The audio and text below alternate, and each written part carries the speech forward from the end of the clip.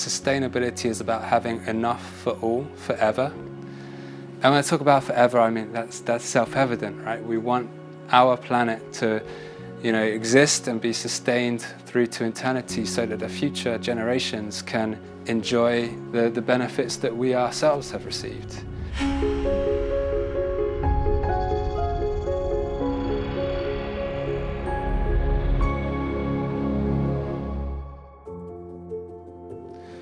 I think we're at a point in time where it's clear that a sustainable business is a better business, and that companies who integrate sustainability into the core of their strategy are better able to create value than those who don't.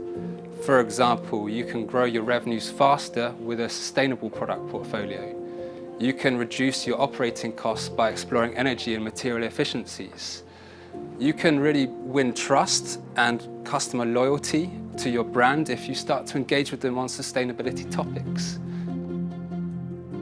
UL has been working for a safer world since 1894. And so we do that by applying science to protect lives and property, by focusing on the things that we think that we can make a valuable contribution toward, and doing so in an ethical manner. So we're helping our customers demonstrate safety, enhance sustainability, and then strengthen security. So if I look across UL, I can see ways that we contribute to each of the Sustainable Development Goals. But we as a business are approaching it in two ways. Firstly, what do we do internally to have better health and well-being, to use resources in more sustainable ways? But also UL look externally and explore how our solutions, our standards, our measurement tools, our expertise can help other parties accelerate their journey towards sustainable development.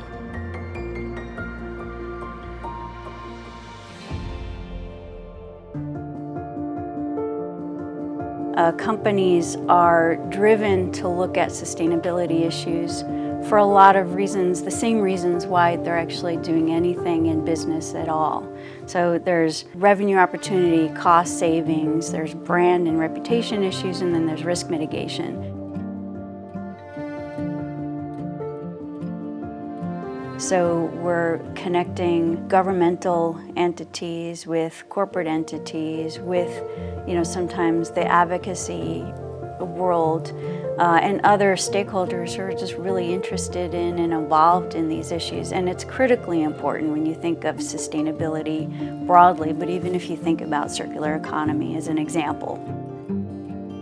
The thing I love about the circular economy is that you're disentangling growth, economic growth, from use of resources, new resources. So you're breaking that apart and you're innovating. It opens up so many opportunities for innovation and exciting opportunities. To do that though, you have to look at this from a systemic perspective. That's why the economy piece is so important to that concept. The way that UL think about the circular economy is a collection of business models. And one of those business models is what you could call closed loop. And that implies that a particular product is going to be captured at the end of life and remade into the same kind of product. Think of a carpet tile being recycled into a new carpet tile. But really the circular economy is a bit broader than that, and we need to look at circular economy systems where materials in a product reaching end of life can actually be redeployed into different product types. Part of how we measure sustainability is embedded in the tools that we use, our standards, for example. So we have standards, our Green Guard standard, which measures indoor air quality issues. It's based on thresholds of tolerance for volatile organic compounds and their effect on basically human health. So we're offering tools that enable users, so these are purchasers, these might be consumers, to purchase products that are safer, greener, healthier from companies that are operating sustainably. I think it's important that governments continue to be proactive and open when considering new environmental regulation.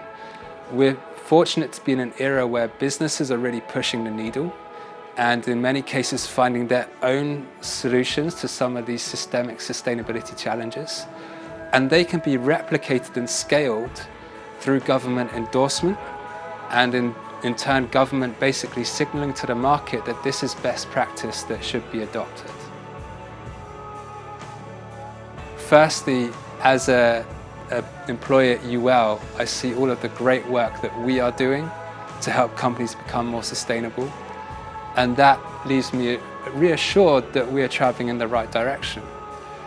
But also, as an individual, I think that we have a huge responsibility to our families, to our communities, to our fellow citizens, to do everything we can to become a more sustainable individual.